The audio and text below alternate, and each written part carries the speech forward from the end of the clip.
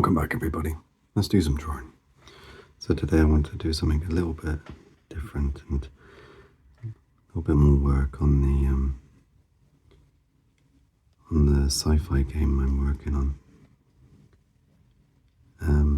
So yeah, I thought it'd be interesting just to give a bit more information on how the game works, other than the actual system itself, because that's still being worked on and still will take a little bit of time to get just right in terms of the mechanics of how the dice roll and then the game sort of, well, just the game in general really. But I wanted to draw Vetus, which I don't think I've done so far, and he is the I was going to say the basic, but he's not really the basic. He's sort of like a fallen knight character, and his whole kit is about protecting the ones around him and keeping them safe. He spends a lot of the time sort of goading the enemy, trying to pull them off the weaker companions if you're working as a team or if you're playing multiple characters in one session. At no point did I ever feel like this game would be a sort of a long campaign sort of game, more of a scenario-based one. But the more I do stuff around D&D and these sorts of games, the more I think actually maybe if the system is in place that could allow for people to sort of take the things they like and convert that into more tabletop RPG sort of stuff, then that would be really cool too, because at the moment the dice system gives a lot of space for people to do what they want to do within a round, and that means not only just in the battles, which is the good fun stuff, but also exploring the world. So a lot of Vetus's kit, or I suppose fallen knight class, maybe we could refer to that sometimes, is about protecting the ones around by interacting during other people's turns. So the idea of it is you don't really have turns, but you have breath, which I guess is just another term for stamina. And with that, you can take as many actions as long as you have the breath on your turn. But there's no real order of it. You decide who's going to attack when and where. So if you want to, do a big attack on an enemy and then back off for a little bit and, save a bit of breath, a bit more stamina for something else later on in a fight, you can. And I think this is where Vetus, or sort of this class, would really excel. So you could sort of just hold your actions, hold your stamina. So when an ally, maybe, a damage dealer or a mage, maybe like Ayla, she could go in, do a fantastic bit of damage, and if she didn't have quite enough breath to get herself out of trouble, this is when Vetus would come in and be able to defend her from an attack, or even command her, like give her some of her breath, his stamina, to actually get in there and do another attack, or just give her space and go to the enemy, sort of distract the enemy from their attack midway. There's a few systems in place, so you can always dodge an attack, which just costs straight up breath and quite a lot as well. But then you can also choose to like more of a riskier approach to that, and it uses slightly less breath, but you have to roll a d12 and see if you actually do escape the ability or the attack. So it's kind of like a risk reward, and I know I didn't really explain that very well, but I know what I mean. But in future videos, maybe we'll go through it and, a bit more detail, because it feels very random that I kind of jump in halfway through a conversation, which I do all the time. I'll start talking to someone and I'll be like, oh, and then this would happen, in a game or something, and they're like, I didn't even know we were having a conversation. So that's something I do in general, so apologies, I will continue to do that forever, probably. But yeah, so I just wanted to draw a quick little sketch of a few of the characters and how they sort of react to the world, and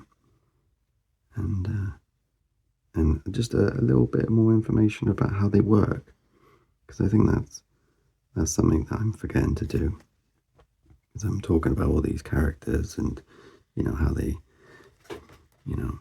how they fit in the world, but not really so much how do they actually deal with it. So yeah, so that's my plan today.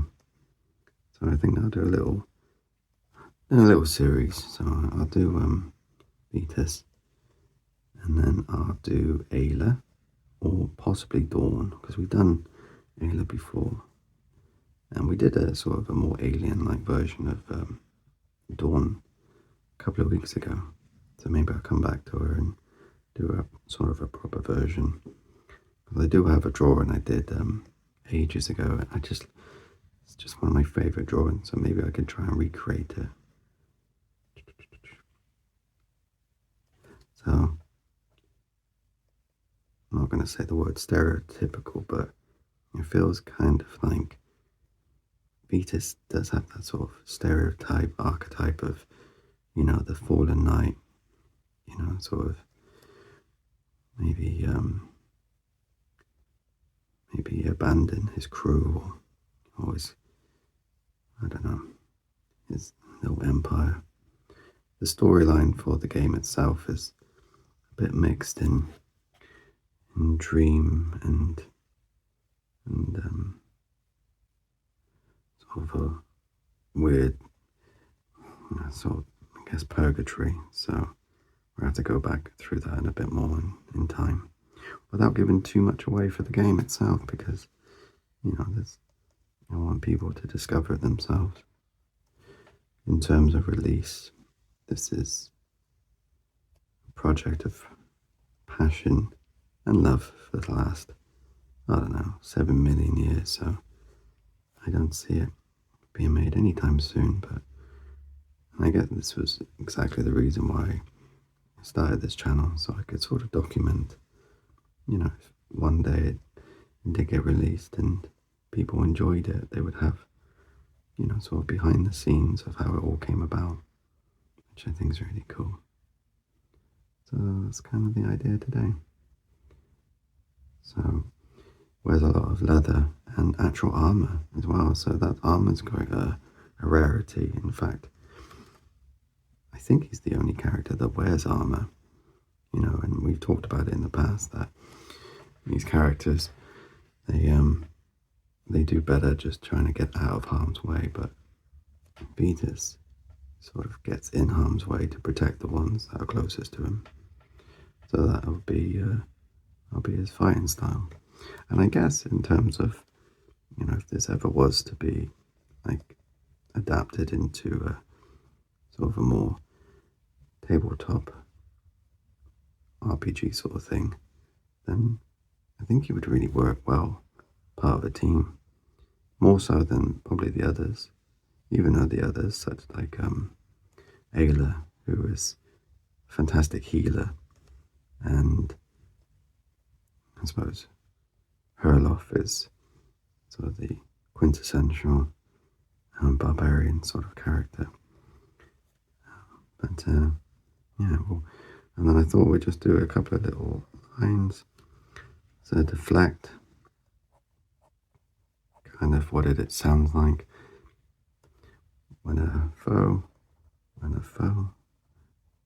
attacks you or an ally adjacent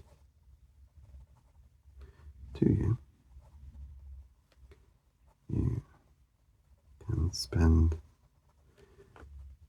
B, breath, to deflect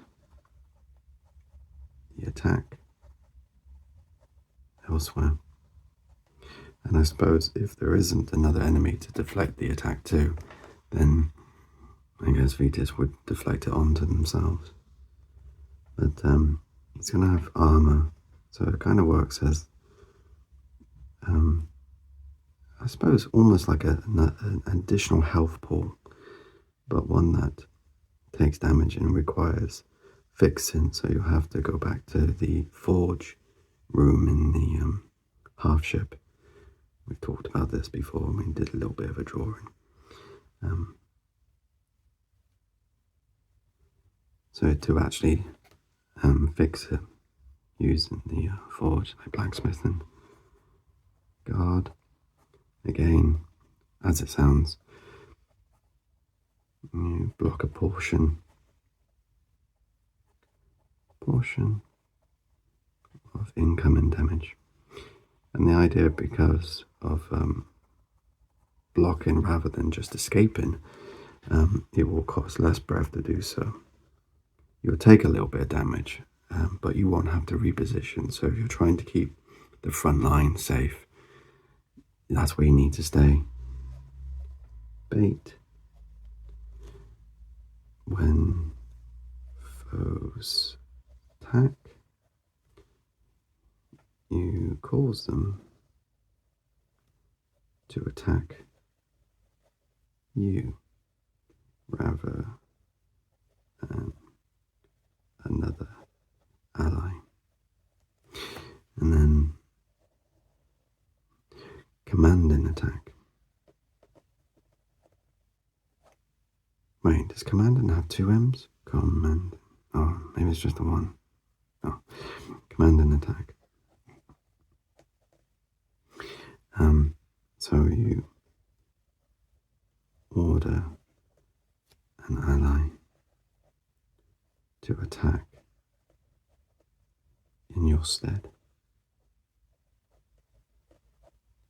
So you sacrifice your own breath, your own stamina, to get another ally to do an attack for you, which is great because his whole kit is about keeping control of the fight, of forcing enemies to waste their turn on him rather than your allies.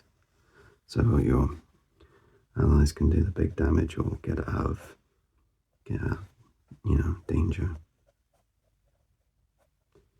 And we have parry, pretty self-explanatory, and riposte. So still can get back in there. So if he's taking damage, he can take a little portion off of it and then get an attack back on an enemy. Things of that nature. You'll have quite a big skill tree. I think for him it's about 21 abilities in this sort of skill tree. So after you, I don't know, for instance, so once you've upgraded riposte, that will split into 2, and if my memory serves me, no, it does not. That's fine. But I've done sort of his little bag, and I've done his shield items, what we'll have on him, and then I also have his little effigy, which we've talked about this in the past, and that's sort of like your lifeline, your little part of you that you can sort of call upon if you're in trouble. So he's got his little shield, his messy hair, and then a little bit of rope to attach. Nice. And that's what this was meant to do, but I forgot to do his little shield and hair. So yeah, he's got a good carry weight.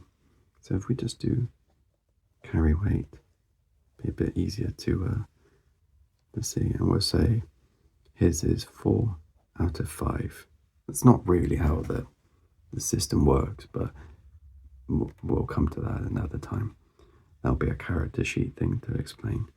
And the shield, which is, he'll always have it on.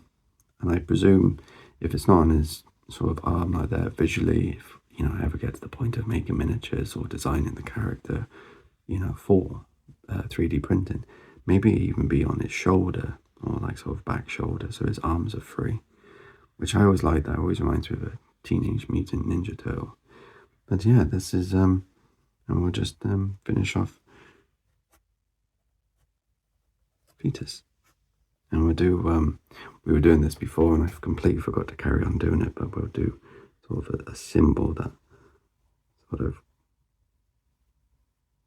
feels somewhat significant to the character. So, and this one's pretty easy going, but it's meant to be just a shield. And we'll put another little line there and maybe a little line there. Anyway, I hope you enjoyed this little sketch, and if you like him, I'm trying to stay there. Good, Ben. Stay. And if you like him, let me know, and we'll do a few more. Well, we're going to do a few more anyway. But anyway, have a great day.